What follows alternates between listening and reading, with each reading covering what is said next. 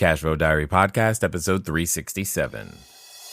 Welcome to yet another exciting episode of the CashFlow Diary Podcast, the podcast that teaches you insider tips, tactics, and strategies for creating leverage streams of cash flow into your life. Learn from top-performing entrepreneurs, business owners, investors, and thought leaders from across the globe as they share their secrets to success.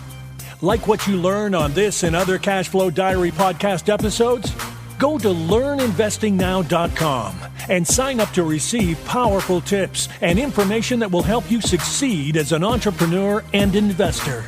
Now, here's your host, investor, entrepreneur, business owner, educator, speaker, author, and master facilitator of Robert Kiyosaki's cash flow game, Jay Massey.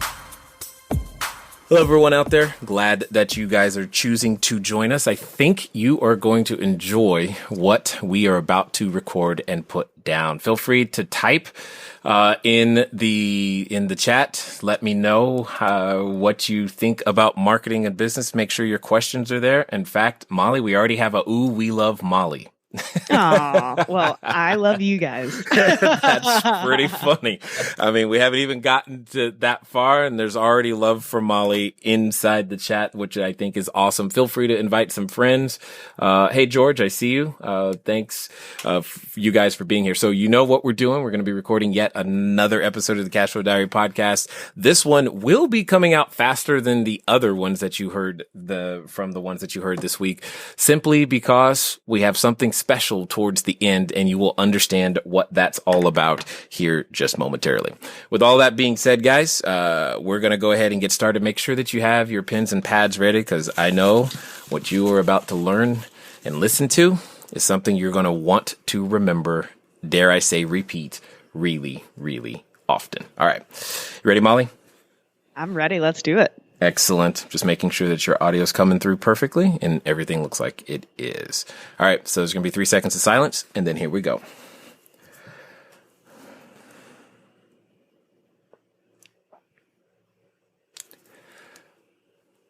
All right, ladies and gentlemen, welcome to another episode of the CashFlow Diary podcast. I'm your host, Jay Massey, and I'm glad that you're here today, because what you are going to go through today is, dare I say, one of the most important topics for your business. More importantly than that, you're going to meet one of the most important people that I have ran into when it comes to being able to become more effective as someone who builds cash flow. You're like, what on earth could this possibly be about? Well, here's the thing. I don't know if you've realized, it doesn't really matter how good of a technician you are if nobody knows about it. If no one knows that you can make the best single family house rental on the planet or on the block, guess what? You never get a tenant. You never get an investor. You never actually get the house. If you are a widget maker, I don't really care what it is, but if nobody knows, it doesn't matter. You're never going to make any money, because nobody knows who you are. Nobody likes you. Nobody trusts you. Nobody wants to give you money to solve their problems for them. However, what if you could learn from someone who had the ability to teach you how to do that? See, here's what I want you to understand about today's guest. By listening to what she has taught me, we were able to have some absolutely phenomenal, record-breaking lead generation and success that follows. For example, before knowing this person, we probably generated maybe 4,000 leads a year, which some of you are like, wow, that's pretty good. Well, now, mind you, after knowing this person and being able to actually implement not even everything, but everything that my brain could absorb, we went to 37,000 leads a year. That's a lot more people. That's a lot more exposure. And that changes your business. So what am I saying? I'm saying if you are right now saying to yourself, Jay, I would totally do real estate. I would totally do my business if I could have more investors, more capital, more leads, more business, more customers. If I could just get the word out, I hope that you are ready to listen, to learn, and I know you're eventually going to love Molly Pittman. Molly, you there? Jay, yes. Thank you so much for having me. That was a really nice intro. It's awesome to see your success. And that has nothing to do with me other than the education. So props to you for always implementing fast. Yes. It's like the only thing I know how to do is implement quickly. I wouldn't know how to do it any other way, but I definitely appreciate you taking the time here. I kind of feel like I'm letting everybody know my secret weapon, so to speak, right now, but that's okay. There's enough Molly to share, right? Absolutely. And I think you usually implement faster than things can come out of my mouth. I do try. I'm gonna see how fast we can make that happen. Now, this being your first time here, though, I have to ask you the exact same question I tend to ask everybody else their first time here. You ready? Let's do it. All right. I tend to look at today's entrepreneurs a lot like yesterday's superheroes. You know, Batman, Robin, Wonder Woman, etc. And I think entrepreneurs and superheroes have a ton of things in common. Chief among them is the fact that occasionally we envision ourselves flying around and saving our customers with our products and services, etc.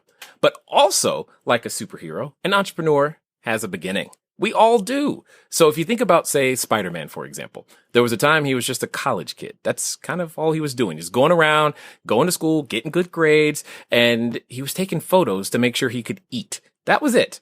And then one day he gets bit by the spider, and now he has this new ability where he has to choose to use his newfound talent for good or for evil. So my question to you, ma'am, is, before your association with digital marketer, before you becoming what I will call you the premier Facebook guru, the premier direct response marketer currently available to all of us on the planet with one of the leading organizations, i.e. digital marketer. Before all of that, what we want to know is, who is Molly Pittman? Oh, wow. That's a great question and a great story. You put me on the spot, Jay. Good. Who is Molly Pittman? I think I've always strived to help others, but I've always focused on how can I be a high performance individual and a high performance individual that's a part of high performance teams, right? So everything from sports to my career to even my family and friends, that's been my goal. How can I best serve other people? How can I be a high performance individual? How can I be a part of groups of people that are really doing something to change the world? And I know that a lot of people say things like that, and it might sound corny, but it's true. And that's why digital marketer has been the perfect home for me. I'm surrounded by some of the smartest people that work way harder than I do. And we're able to change the economy and double businesses. And that's why I wake up in the morning. But I had that drive, about other things in life too, before marketing was my thing. So, okay. What were some of those other things? I'm going to ask because I have to. Oh, totally. So I played soccer for 16 years. Sports were huge for me. Ran cross country, loved being a part of teams, loved being competitive, loved pushing myself. Right. I worked at a bourbon distillery after college. Same thing there. Loved my team. Loved learning about bourbon. Loved doing marketing for bourbon. So that was a wonderful opportunity for me. In college, I took an entrepreneurship class my senior year. There were 10 of us, and we created actual business plans and pitched them to, fake investors. So that was really cool. Gave me a lot of experience. So just being able to be the best I can and be a part of groups of people that are like-minded. That makes sense. Now, just because a friend of mine, I've recently have been exposed to this sport called soccer that apparently a whole lot of people like. It's a thing. It seems to be this thing. I kind of grew up differently than soccer, so I'm curious. But now that I'm learning it, what position were you the goalie? Oh, so I was the center striker. So my goal or my position was to score goals. Nice. Okay. Yeah. Of course. And of course you mastered that, right? Yeah, I was in there. I was scrappy. I think I still hold the goal record at my high school, which was pretty cool, but I loved playing soccer. Okay. All right. All right. I get this. Now, take us through this journey. Because again, every superhero / entrepreneur has this journey where you start out and we hear where you're starting from. How do you go from that to where you are today and the positions and definitely the amount of responsibility that you have and the massive budgets that you're in charge of for advertising? How does that transition happen? Because most people I know don't go from bourbon distillery to marketer. So there's a story there. Absolutely. And I love sharing my story. I hope it can inspire you guys. It's been pretty interesting. So I graduated college. I'm from Kentucky. I went to a really small school and I was working at the bourbon distillery and I realized, wow, Molly, there's something else out there, right? Kentucky's great. There's not much to do. Like, I got to get somewhere else.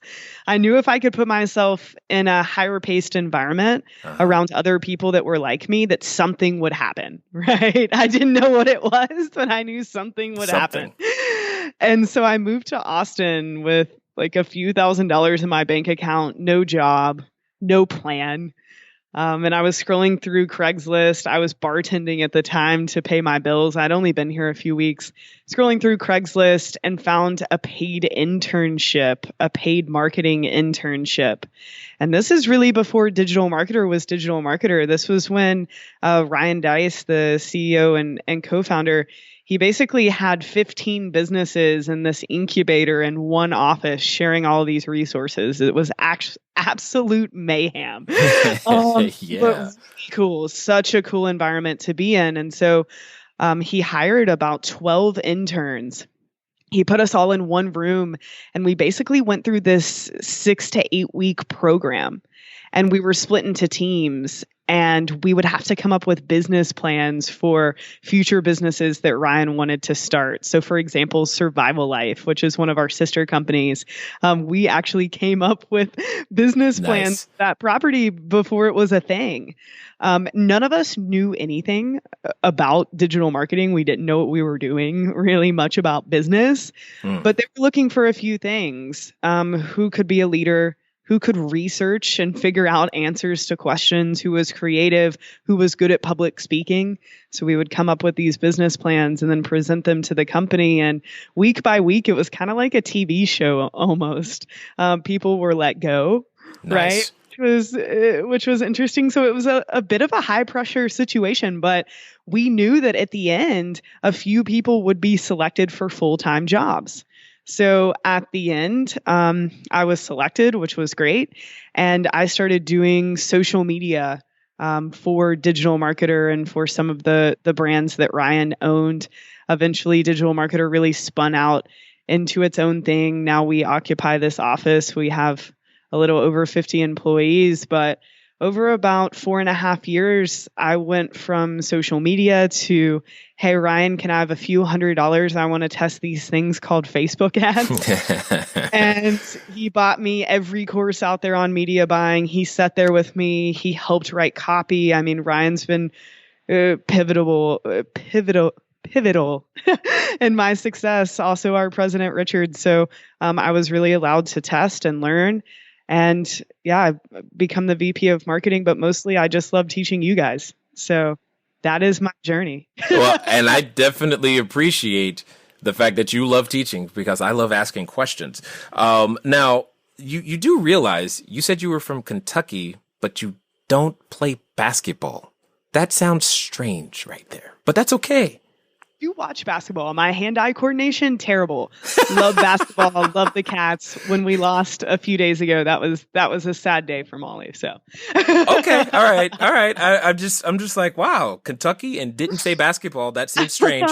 But aside from all of that, what I like about what you said there, and I hope a number of you that are out there building your business here, is that oftentimes I'm going to take a stab and say that you didn't expect to be doing what you're doing now. What was your degree in? Business marketing. Okay. Really a foundational, right? Right. So, I mean, what we do is marketing, and I had those foundational pieces, but nothing about the online world, right? Right. And then even if they did teach you something about the online world, by the time you got a chance to apply it, it's probably obsolete. Because it's been my experience that Facebook seems to change every 30 days or faster. And by the time it's in print, it's no longer relevant. But yet they were searching they didn't care what you knew. They just cared, would you be willing to go find out? That's what I'm hearing.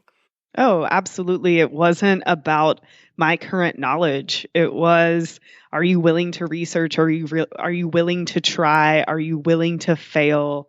Are you willing to pass down your knowledge? That's what they were looking for. And that's what we still look for in all of our new hires.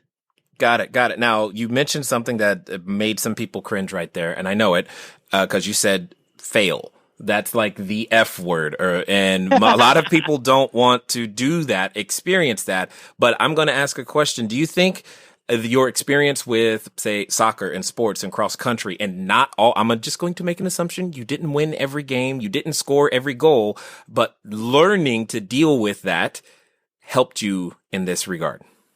Oh, totally. I think facing failure and realizing that you can learn from it and grow from it is great. And there's no fear. I'm not scared to fail.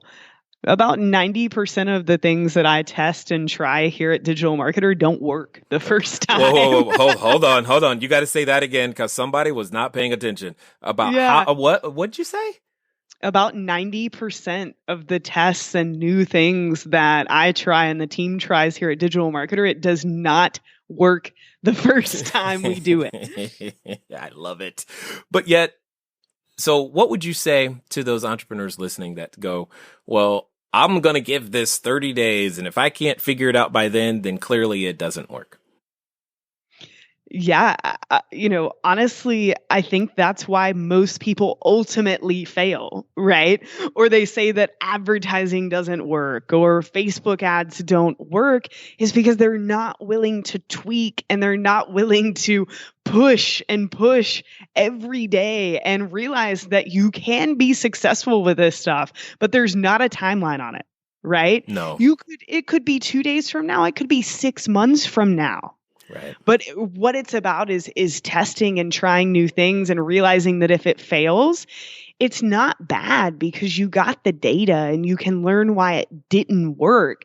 And it gets you one step closer to what does work. Indeed. But Molly, someone is saying it right now, but failing, it hurts. And more importantly, especially in the realm of Facebook ads, that costs money. Right. So I don't have all this money to fail. But I want it to work. So what would you say to that person? I think it's about being smart with your budget and realizing that a portion of your budget, especially when you're starting, should be for R&D, right? It's going to be used for research. It's going to be used to acquire data. So it's more about setting expectations for yourself, right? If you're willing to spend $500, not all of that initial budget is going to go towards, customer acquisition. Not all of it's going to work. So really just having the mindset of, I'm going to spend a big chunk of this initial budget to test stuff. Because that's what it takes. If it was, if everyone who set up a Facebook ad, if they were all successful, then I wouldn't have a job, right? If it was that easy, I wouldn't have a job. Right. But we are selling to humans. We are not selling to robots. We're not trying to trick some sort of algorithm with inside of Facebook. You are selling to human beings and you have to figure out how to resonate with them. So it's really about setting the expectation that I am going to have to test. I am going to have to try different things. Now, you just said it yourself, though, because there's another person who's listening right now, and they're a little suspect in the sense that, well, if you just said if it always worked, then you would be out of a job. If everyone could do it, etc. So why is it so important to be willing to pass down the knowledge and information that you've gained and learned? Because it helps other people. Because I see, you at our event a few weeks ago, and I get my big Jermaine hug, and I realized that me passing down my knowledge has changed your life. And I met your daughter last year, and I'm sure it's changed her life and your wife. And that's why I do this stuff, because it's the information, it's information that I went through that taught me how to do this. Right? Because it is difficult and it is confusing. And sometimes you just want step by step checklists and to, someone to tell you what to do. And so passing down the knowledge and knowing that I can help double businesses, that I can help grow the economy. That's why I do this stuff. Yep. And I appreciate it, but you've said this a couple of times, and I'm sure people are wondering, when you say double business, what does that actually mean? And do you really mean double business? Because I know someone's listening like, did she just say double business? Because that would be great. Yeah. So we set a mission statement at Digital Marketer, and the mission is to double the size of 10,000 businesses. And by double, we mean double in revenue.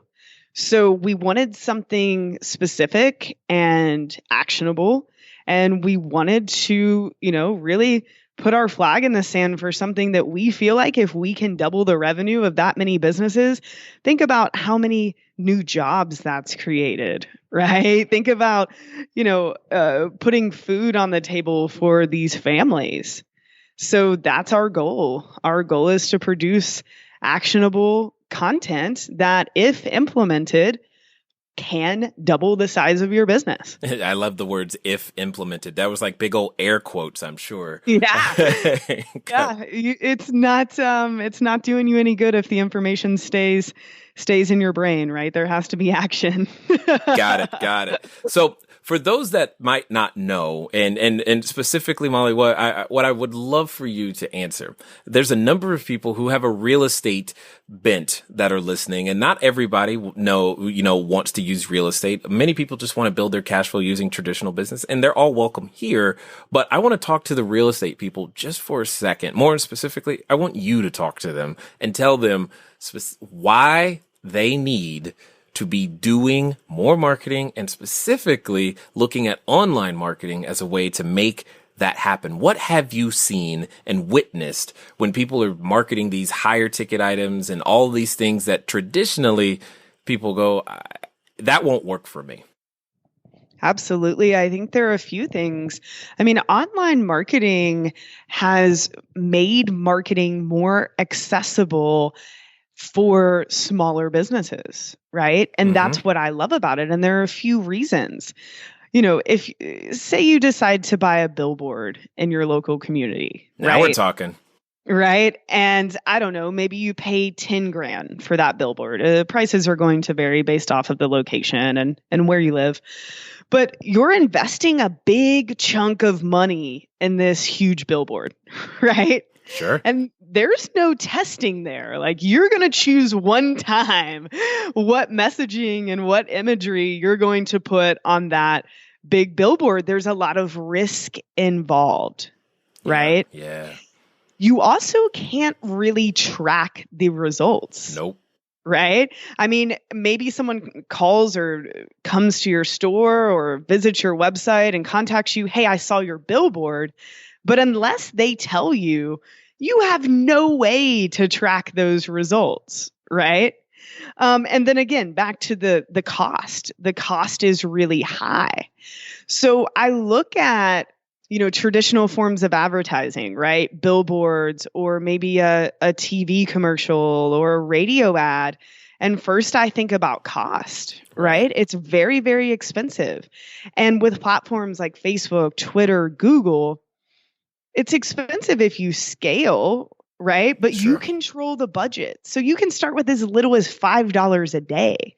So the cost risk is much lower because you have control, right? If you run $10 in ads and it's not working the way you would like, you can pause and you can create a new campaign. You're not locked into this $10,000 billboard, right?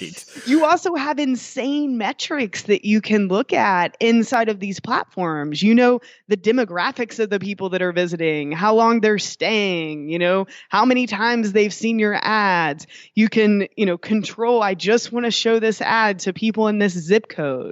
Right? Yep. So you have a lot more insight not only in terms of targeting and reaching the right people, right? I want people that live here that like this on Facebook. You can get really specific. It's not just, I want people that are driving down I-35 in Austin, Texas. Like the targeting there is pretty darn broad. Right. Like we don't even know that they live in Texas, No. right? Or in Austin. They could be driving through. Right. So the ability to target so specifically on these platforms is so beneficial for business owners. So really we look at risk. We look at the ability to turn on and off the campaigns.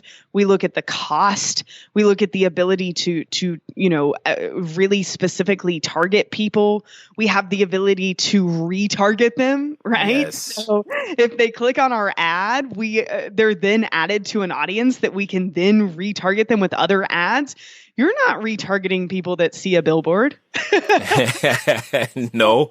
I think that those key points are really beneficial. I mean, it's a new form of advertising that, although seems scary, has huge benefits for growing your business. Yeah. What's funny about that when you say seems scary, that was one of the reasons I was so determined when I first got exposed to what you guys were making available, is because I wanted to limit my downside. Being a real estate guy, limiting our downside is something that we're constantly evaluating. We take risk, but it's measured. And I needed a way to do so, and leveraging the additional information and understanding exactly what you just said versus our traditional methods of, most real estate people, they're doing the yellow letters, they're doing direct mail. And I'm just like, that's a lot of money and a lot of time and a lot of phone calls I didn't really want to have. To be able to make the same thing happen. And then when you said if they're driving down I-35 in Austin, they might not even be from there. I was like, yeah, they're probably on their way to get some tacos. Exactly. And what's funny, I'm not saying that things like direct mail are bad, right? Right. And they're something that we still use. But we use direct mail after we've proven an offer, we've proven messaging, we've proven targeting, who this person actually is through an online medium, right? So we know it's something that's going to work because we've done the testing on a cheaper platform that's more flexible. Then it's like, whoa, this crushes. We should send a direct mail, right? It's another line of communication to these people. But when you're starting with the direct mail, you're starting with the billboard, it's so costly to ever get to that optimized ad, right? The testing, the failing we were talking about. Right. If you have to pay for a billboard every time you want to test, that gets expensive. Yeah. So it's more of something we scale to, right? And start with these online platforms that give us the flexibility. Yeah, I agree. I remember the first times I was like, you want me to spend money to, I love how you called failure R&D, by the way. But yeah, that, at the end of the day, when you're like, spend money, even $10 a day to go out there and begin to gather that data, that seemed massive to me. Like, you want me to spend $300? That's $300 a month, Molly. What are you talking about? And I remember towards, we've worked our way up to the point to where there was times where in a month we would spend $30,000 to $40,000 just on Facebook promotions. Amazing. Because at the end of the day, we learned how to make it worth it. So my question comes, because I know someone's thinking it, is, well, how long is it going to take me to learn all this, Molly? Because it seems overwhelming. I mean, and I think it's really important for everybody to understand how much marketing experience you had before starting this process. Not much. So at the distillery, Exactly. we were doing like magazines, and that's where I really got the perspective of, are we just doing these to do them? Are they driving revenue? I have no idea. Right. So, I mean, I went to school for marketing, but honestly, I believe that education without implementation is almost pointless. I mean, I could read the textbook, I could take the test, I could go through the day-to-day of learning marketing in school, but I wasn't applying it. So I'm really not sure if I learned anything, honestly. And now I look at what I've learned from doing the past few years and from going through really action-packed information and then producing it. That's been the best education. Yeah. I totally agree. So with all of the strategies, I'm going to ask this in two different ways. With all of the possibilities, because we were talking about Facebook, Twitter, Google, etc., of all the possible platforms and places today that are available to us, how is someone who's supposed to get started, like, to choose? That's an interesting thing. We always, have choices. And that's what you're doing right now. You're choosing. You're choosing to listen, and I appreciate that. But more importantly, you're choosing where to invest your money, your time, your effort, your energy, your resources, your emotions. You make these choices all the time. I know it may feel like you don't know how to get started, but yet you do. You do know how to make a choice. You do know how to go through the process of elimination. And one of the most important questions that I have learned to ask over my years is compared to what? So just ask yourself, based upon what I'm doing right now, is there a better way? Can I? Or the thing that I'm considering. So some of you, you're looking at multiple properties, multiple investments, multiple businesses. Great. Make sure you have something to compare it to. Probably the most important thing at the end of the day that will help you make better decisions. Now, let's go find out how Molly said which platform you should choose. Yeah, that's a great question. I always tell people to go where their market is. Even Twitter? No, I'm messing with you right now. Even if your market's on Twitter. Yeah. I mean, you have to go where your market is, but that's why I love Facebook. Most human beings have Facebook, right? Especially in English speaking countries. So it's usually a sure place to start unless you're targeting, people under the age of 18 because they don't like Facebook. Got it. Snapchat and Instagram and all the other crazy stuff these days, right? Right. But otherwise, I mean, my 95-year-old great grandmother, she has Facebook, right? Most people in the world, well, and not necessarily in the world, but in English speaking countries have Facebook. So that's usually the platform that I recommend. It's also easy to use. But again, it depends on, where your market is hanging out. It also depends on the goal of the particular campaign that you're wanting to run. So think about Google and Google AdWords. Think about that more like Yellow Pages, right? Someone types Whoa. Yellow Pages? What's that? No, I'm just messing with you. Someone types something into the search bar and Google gives them an answer. Right. So if you're, a local plumber, it's probably good to have a presence on Google AdWords for people searching for plumbing services in your local area, right? That's a great place to start. But what's tough there is that you can't control the volume. So you can't manufacture more people searching for plumbers in Austin, Texas today, right? No. You just can't. So that's really where Facebook is more like a billboard that you have control of, right? So Facebook is, more disruptive marketing. And I don't mean that in a negative way, but you're showing up in people's timelines, right? Yeah. They didn't ask for it. They didn't search for it. You can target them based off of where they live and what they've liked on Facebook. So if you do a good job, you can show your ad to people who are actually interested. But it's important to keep that in mind. People say, Molly, should I use Facebook or Google? And I'm like, that's apples and oranges. Right. It really depends. I say you do both. Right. But you set the expectation for both and you understand how both of those platforms work and how they're very, very different. Yes, indeed. Now, I remember that being one of the first things you said, but the second thing that comes right behind that is that online advertising has its own language. Like it's not even the same. And all of these acronyms can seem to be overwhelming when it comes down to just figuring out. Because, you could blow $500 in 30 minutes. Trust me, I've done it. Ask me how I know. Right, exactly. But how would you today guide someone to go, all right, this is performing. This is good. This keep going down this road. Because you're onto something. You have more to learn, but you're onto something. This is something that you would continue with. How can they figure out the KPIs and metrics that they need to be paying attention to? Yeah, that's a great question. It goes back to the goal of your campaign. So, for instance, if you're wanting to generate leads, right? Yes. So you want to generate leads for your business, that should be the metric that you're looking at, right? How much can you pay to acquire a lead for your business, right? Mm-hmm. What is a lead worth to you?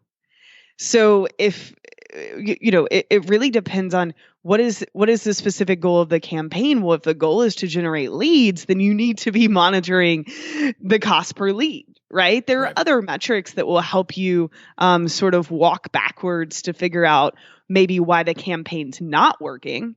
And those are things like, what's your cost per click? How much are you paying on Facebook to get people to click over to your website? Okay, out of the number of people that visit your website, how many people are actually filling out the form, to opt in for the lead? So there's a conversion rate on the landing page.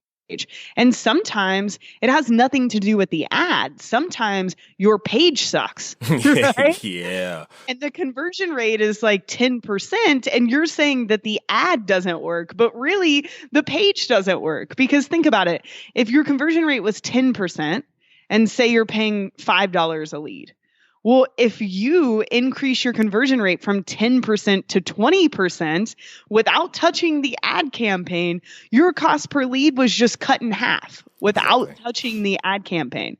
So it's really figuring out what is the ultimate goal of this campaign, right? Am I selling a product? How much am I willing to pay to acquire this customer?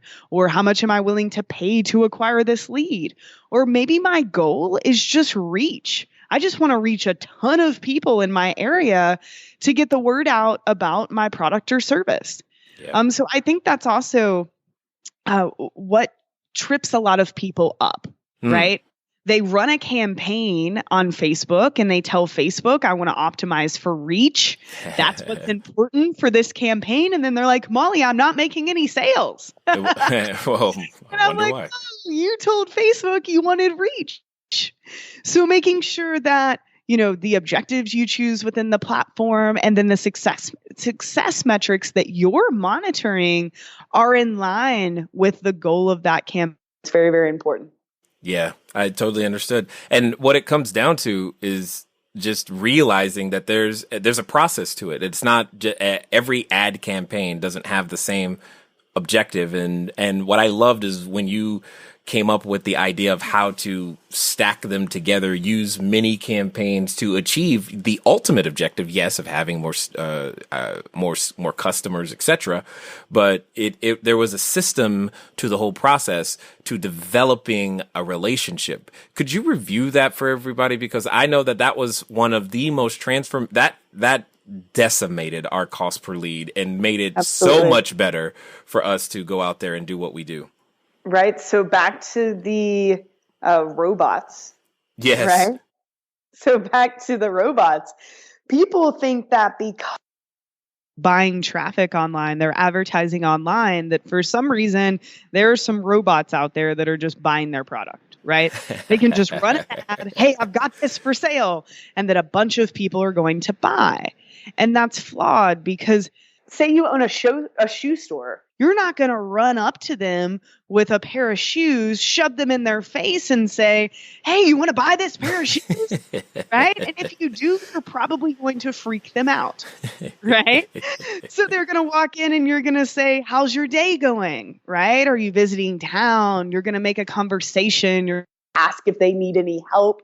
You're going to give first before you try to make the sale. It's just like with dating, right? We use this example a lot at Digital Marketer because most businesses are harassing customers and their prospects, right? Right. They're going up to a woman at a bar and asking her to marry them, and they've never met before, right? And they think because it's the internet, for some reason this should work, and it doesn't. So you have to think about online marketing just like you would building a relationship. You would probably call someone and ask them to go to coffee first. You have a few dates, you get to know each other, you date, then you get engaged. Everyone has their own journey, right? But I'm saying typically most humans need to get to know each other a little bit before you go for some kind of sale. So if you can think about your traffic campaigns that way, you will win. So, it's really kind of 3 steps. How am I running an ad that first introduces myself to this market and gives them some sort of value, right? How can I teach them something? How can I make them laugh? How can I make them feel like they're a part of something? That's why a lot of commercials you see on TV aren't just, look at this cool product, you should buy it. Right? Commercials try to make you laugh. They make you like that brand. They make you like that person. They make you like that company. Online marketing is the same way. And after you show them that ad, then you can work further down the customer journey. Then maybe you ask them to, if they'll give their contact information in exchange for something valuable, right? Yes. A coupon, some sort of PDF, some sort of template, something that's going to educate them further or help them further, something that they see as valuable.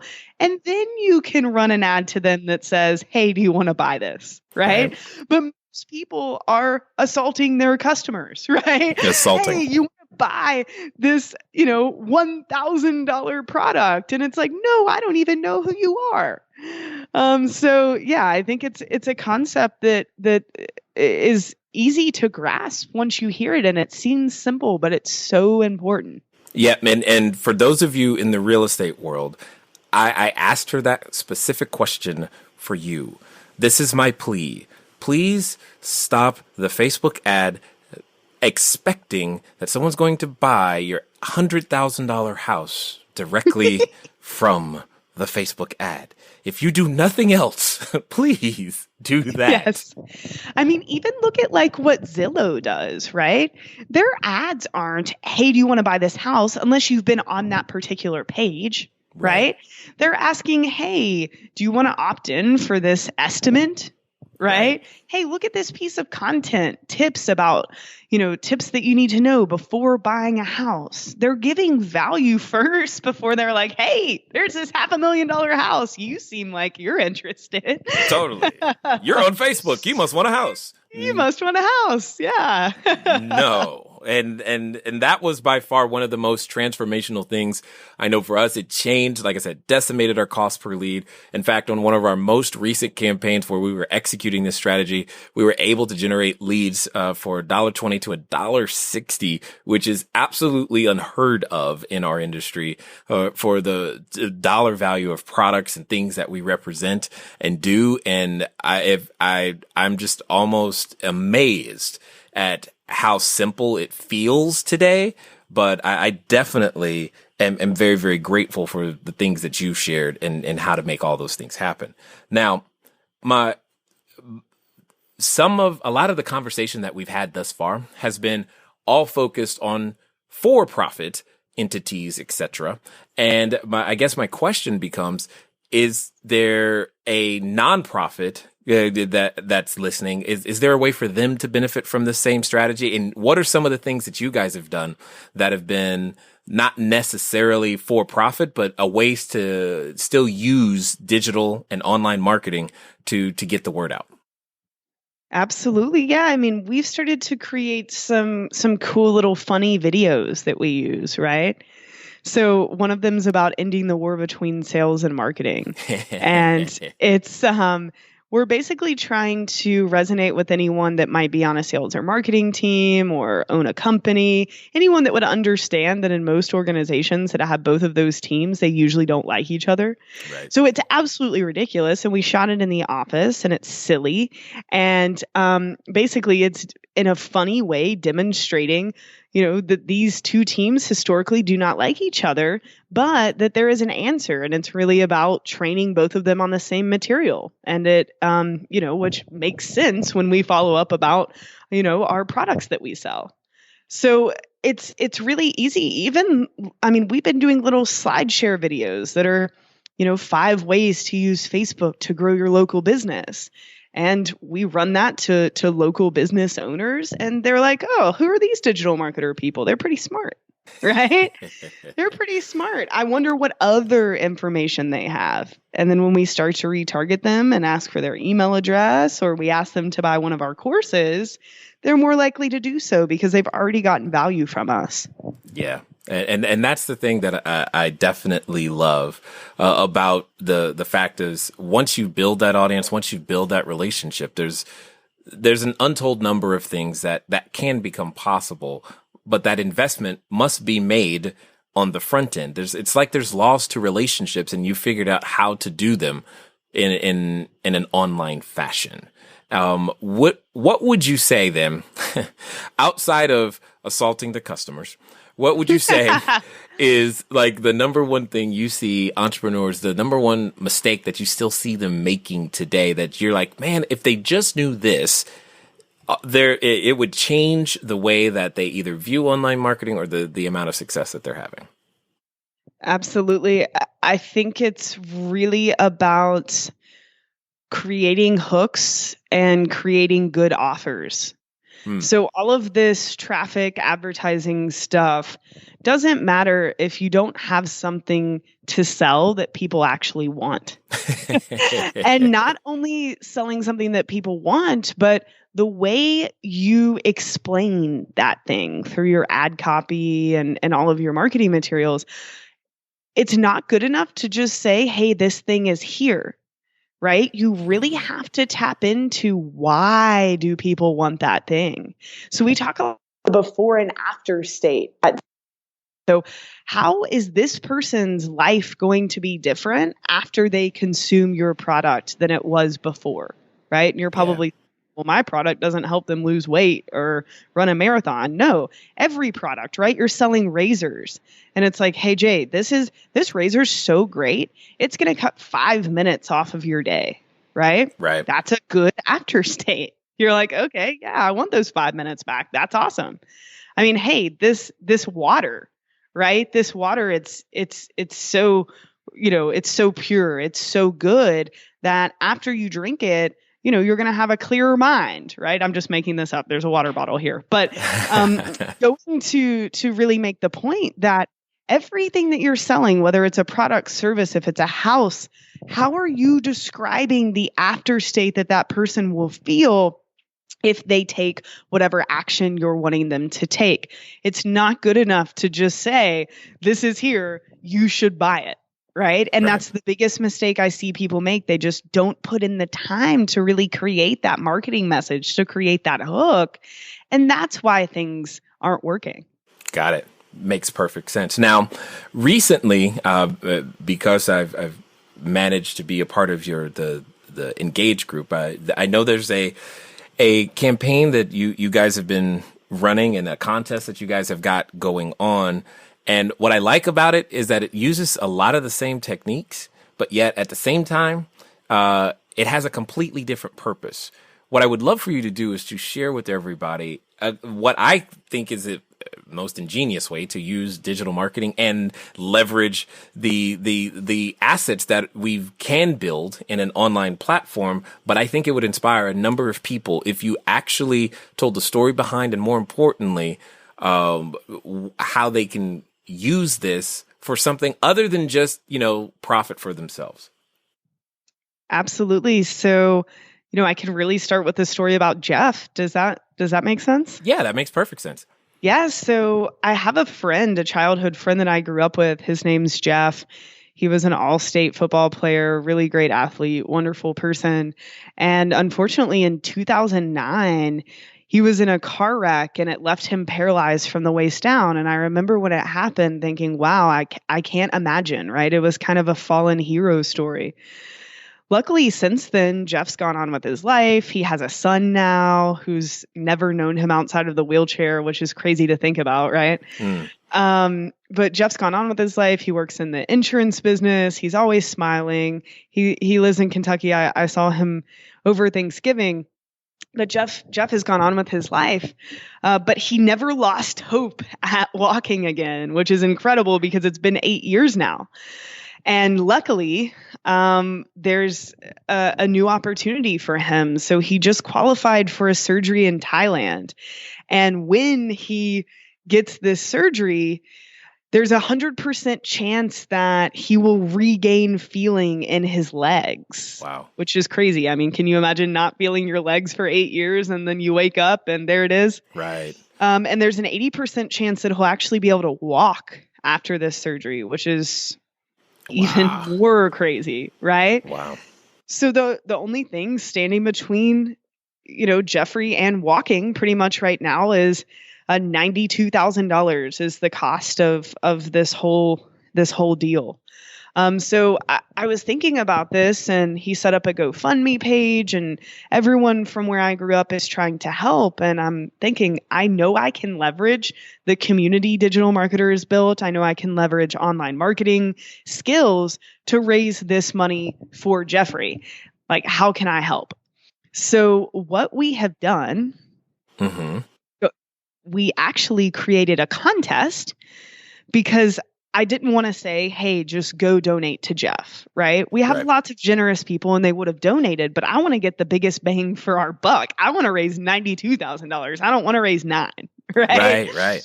So we created a contest, and for every $20 that individuals donate, right? So you can donate as much as you want, but every $20 that you donate, you are entered to win a full consultation, a full one-on-one training day with Ryan Dice, the CEO and co-founder of Digital Marketer, and myself to work on your business.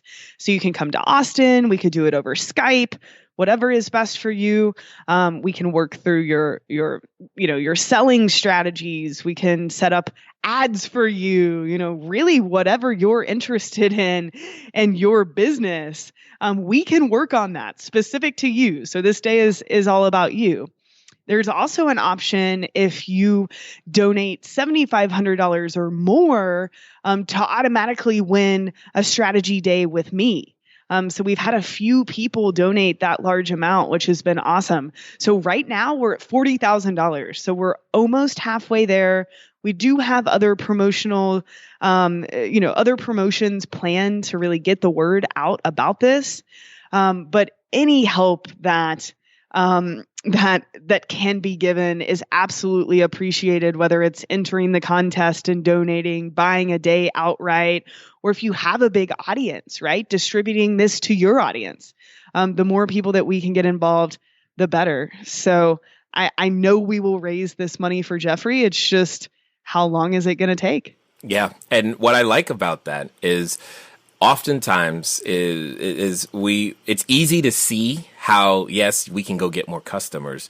But I know that a number of people, they get into business not necessarily just because they want to take care of themselves, but we have a passion, a desire to take care of other people sometimes, and being made able or having something that you can donate in certain ways totally makes a difference. And I just wanted everybody to hear that, one, because I was moved by the story, but two, to see that there are many ways to use the skill set once you have it. And you started from like no skill set to skill set. Yeah. And any way we can use those powers for ultimate good, I mean, there's nothing more rewarding. So thank you guys. Yep. So with all of that being said, I mean, I'm sure the people that have listened thus far, they're like, dude, I want to know more about this Molly and digital marketer, and I want my business to double. What's going to be the best way for them to find out what you guys have going on, catch up with you, and begin to understand what they need to do? Yeah, we would love to have you over on digitalmarketer.com. There are lots of resources. We have a podcast that talks a lot about running ads. We have a blog that's wonderful, lots of great contributors. We're always putting content up there at least twice a week. On the homepage, you'll notice there There's a place where you can request an invite to join our community. We have a product called Digital Marketer Lab that also comes with a Facebook group, over 10,000 people in there. We're in there answering questions and posting cool stuff. So, just really check out our website, check out the blog, check out the podcast. And if you are wanting more, definitely become a part of our community. Awesome. So as we wind down here, I've got one more question for you, and I think your answer is going to be interesting for sure. So let's pretend for a moment that someone listening, they're on the edge. They think they want to become this entrepreneur. They think they actually want to make this thing happen and for reals this time. However, in the back of their mind, they have this voice. And I know you've done battle with this voice. It's that voice that comes up every time they're thinking about doing something great. They're just like, man, it's that voice that says, who am I? How can you dare think? Do you honestly think anybody's going to buy your product? Why on earth should you even start? You're going to make content. No one's going to read it. And for some people, they're actually related to that voice. So my question to you is, let's pretend that in the person listening, that in the next 24 to 48 hours, they're actually going to follow through and do what you suggest. What would you suggest that they do? I would suggest that they launch an ad to people who have never heard of them before, and they don't ask them to do anything. So they set up some sort of ad. Maybe it's a video ad on Facebook where you are just giving value, right? Show someone how to do something cool, right? Show them how to do a quick little remodel in their home, right? Give them some sort of value and see what types of responses you get. I think that's the best thing you can do, is launch something. Wow. I absolutely do. I think it's launch something, and it's going to be confusing and it's going to be hard, but you're going to overcome a big hurdle that you don't even know is there, right? The act of actual implementation. And that ad will probably not do anything for your business, but what it's going to do is it's going to help you overcome that huge block in your brain that says, I'm never actually going to do this stuff. Right. Wow. I love it. I knew it was going to be interesting. I did not expect that.